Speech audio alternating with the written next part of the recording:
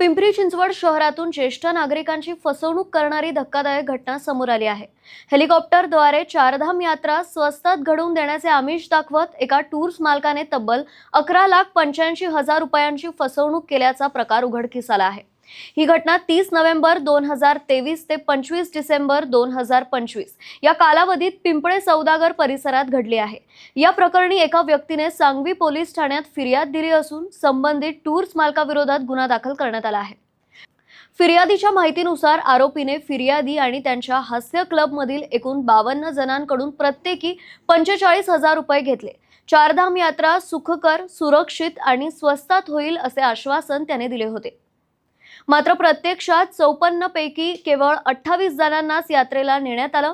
त्यामध्ये 16 जणांकडून हेलिकॉप्टरसाठी प्रत्येकी 15,000 रुपये घेण्यात आले, पण त्यांना हेलिकॉप्टर सेवा देण्यात आली नाही। उर्वरित 26 जणांपैकी फक्त 5 जणांचे पैसे परत करण्यात आले। मात्र 21 जणांचे 1,45,000 रुपये आणि हेलिकॉप्टरसाठी घेतलेले 2,40,000 रुपये असा एकूण 11,85,000 रुपयांचा अपहार आरोपीने केला आहे। या संपूर्ण प्रकरणाचा सांगवी पोलीस सखोल तपास करत असून आरोपीचा शोध सुरू आहे। दरम्यान स्वस्त आणि आकर्षक यात्रेच्या आमिषाला बळी न पडता नागरिकांनी अधिक सतर्क राहण्याचे आवाहन पोलिसांकडून करण्यात येत आहे।